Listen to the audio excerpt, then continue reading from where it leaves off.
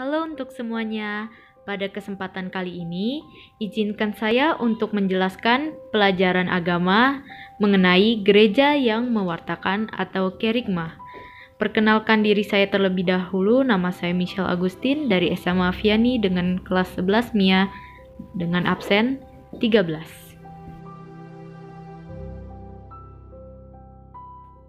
Yesus memerintahkan para muridnya, "Pergilah, jadikanlah semua bangsa muridku, dan baptislah mereka dalam nama Bapa dan Anak dan Roh Kudus, dan ajarlah mereka melakukan segala sesuatu yang telah kuperintahkan kepadamu."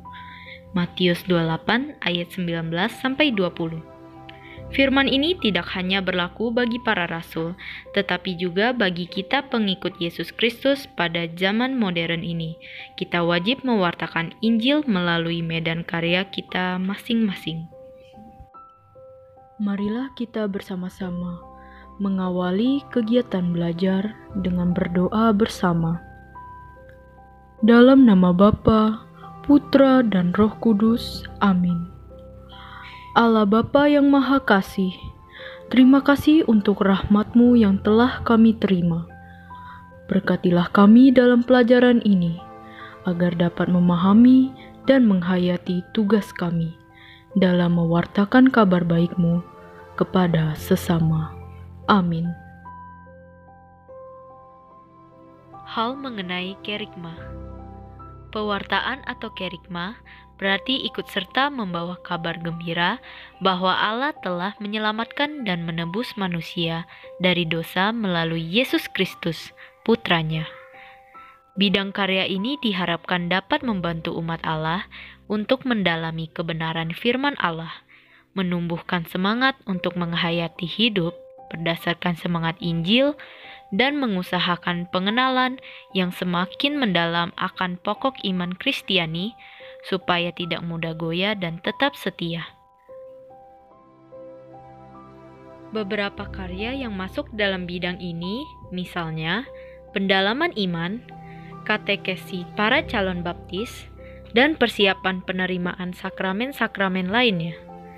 Termasuk dalam kerigma ini, dalam pendalaman iman lebih lanjut bagi orang yang sudah Katolik lewat kegiatan-kegiatan katekese. Dalam mewartakan sabda Allah, kita dapat mewartakannya baik secara verbal melalui kata-kata atau kerigma maupun dengan tindakan nyata. Ada 3 bentuk sabda Allah dalam gereja, yaitu 1. Sabda atau pewartaan para rasul sebagai daya yang membangun gereja. 2. Sabda Allah dalam kitab suci sebagai kesaksian normatif. 3. Sabda Allah dalam pewartaan aktual gereja sepanjang zaman. Pola pewartaan yaitu pewartaan verbal atau kerigma.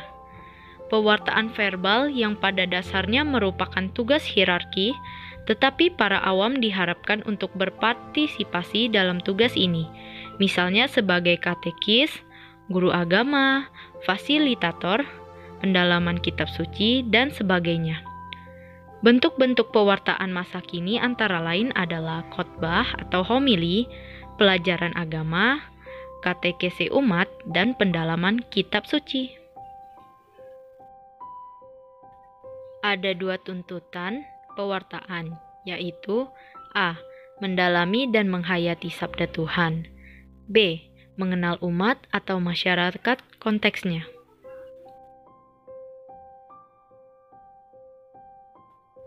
Magisterium dan para pewarta sabda. Magisterium adalah kuasa mengajar dalam gereja. Umat Allah hanya dapat menjalankan tugas kenabiannya dalam kepatuhan kepada pimpinan gereja, sebab pimpinan gereja inilah yang disebut magisterium. Dalam pewartaan, hierarki bertugas menjaga kesatuan iman dan ajaran. Menjaga kesatuan iman dan ajaran tidak berarti indoktrinasi, melainkan konsultasi.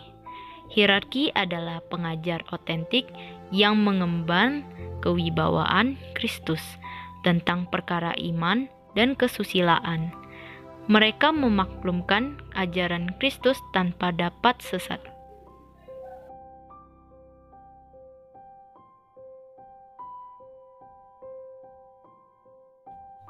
Ada 4 syarat yang harus dipenuhi untuk mengajar bersama pengganti Petrus, yakni 1. Ajaran itu harus menyangkut iman dan kesusilaan. 2.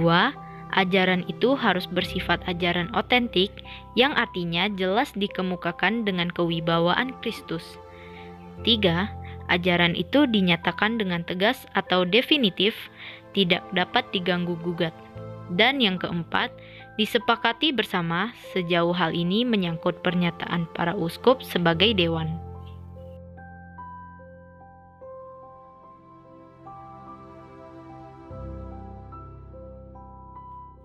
Para pewarta sabda. Tugas pewarta itu tidak ringan.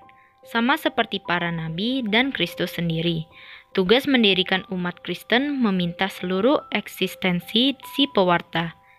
Sebagai pewarta tentang Yesus, ia harus mengambil bagian dalam nasib Yesus. Menjadi pewarta merupakan suatu panggilan. Oleh karena itu, seorang pewarta harus 1. Dekat dengan yang diwartakannya. 2. Menjadi senasib dengan yang diwartakannya. 3. Berani menanggung derita seperti yang diwartakannya. 4. Siap untuk diutus dan diserahkan kepada umat yang mendengar pewartaannya. Dan yang terakhir, memiliki komitmen utuh kepada umat. Cara untuk menjadi pewarta dalam kehidupan sehari-hari, yaitu menjadi 1. Para pengkhotbah, 2. Para katekis, 3. Para guru agama. Terima kasih atas perhatiannya. Semoga penjelasan agama tadi dapat berguna bagi pembelajaran agama kalian. Salam sehat semuanya.